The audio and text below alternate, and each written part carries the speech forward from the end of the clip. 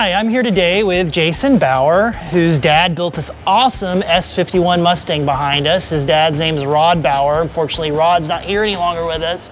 So Jason's here to tell us a story about Rod and this unique and interesting aircraft. And we're also going to have Eric with us, who helped Rod build the airplane.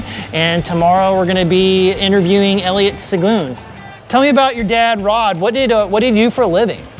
So my dad was originally a salesman, insurance salesman. He started in that business and then it transferred into financial planning. And he always had a love affair with flying. So his first time he saw a plane was a J3 Cub, and it was landing in an orchard. It was, you know, he's from Canada, originally born and raised there. He moved to the States when he was about, I think, 16. And then he was living in Escondido there, and did school there. Went to college, San Diego State. He was a semester away from getting his engineering degree, and then Vietnam was going on. He enlisted and went into the Navy. Did his service, came back, met my mom, and he ended up starting the insurance business, and then was very successful with financial planning as well.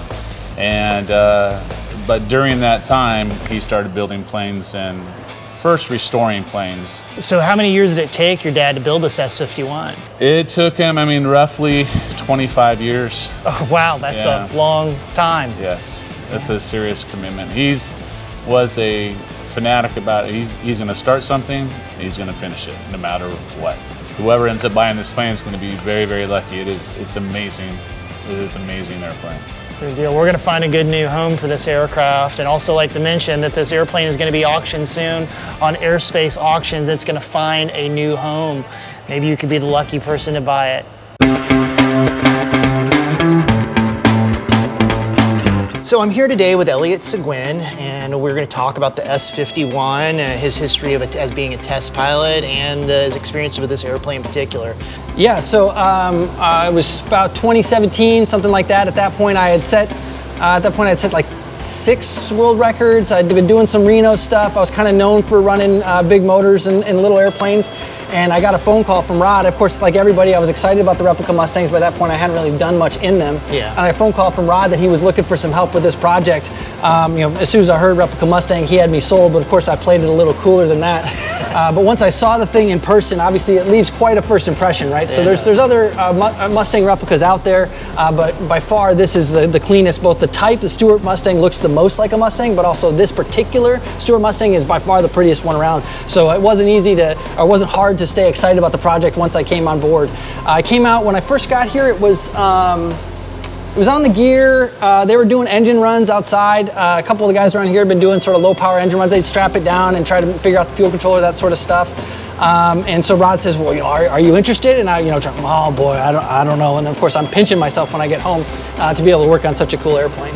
What's the most unique thing about this aircraft to you? Most unique thing about it for me. So we kind of already brushed on it a little bit, but I would say ability to pull up to the ramp, fuel pumps, whatever, and look like a Mustang. Yeah. And then you start walking towards it, and it's, okay, a Titan Mustang looks like a Mustang from a mile away, right? But as you approach it, you see details like these beautiful little aluminum details, right? You see the aluminum scoop, you see all the aluminum fairings, all those little tiny pieces that we were able to keep in bare aluminum really highlights, okay, so as you walk closer, you say, okay, this isn't a Mustang, what is it? And then you can, as you get closer, appreciate the build quality, right? And you look at the panel fits, you look at how good the paint is, and that's where you go from appreciating it as a warbird to appreciating it as something that someone spent a lot of time making just as awesome as they can make it. And that's what the aircraft is. I agree with you. It is an extra special experimental aircraft. Like, there was nothing like it.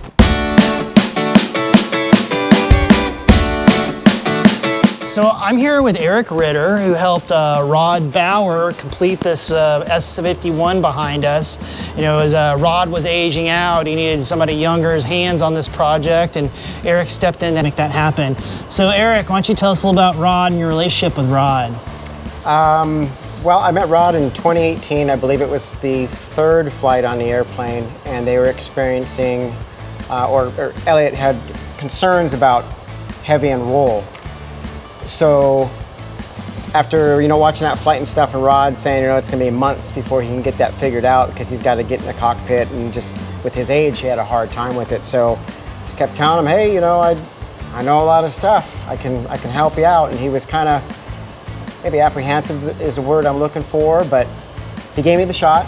Yeah. And so there I was in the cockpit, taking on all the paneling and the flooring and going over everything. And once we figured out the smoking gun and got that flap clearanced out for some drag, it just kind of went on from there. We had a great match. He realized, I already knew the skill set that I had. Yeah. I just had to show him that. Once he realized that my caliber was pretty close to him, where he felt comfortable enough to oversee and tell me something, it would get done.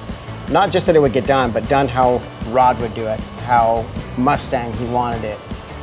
We have the same level of perfection.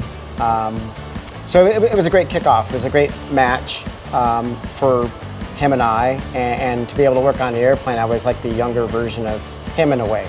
Cool. Well, let's take a look at this marvelous machine that you and Rod built, and look at all of its intricacies.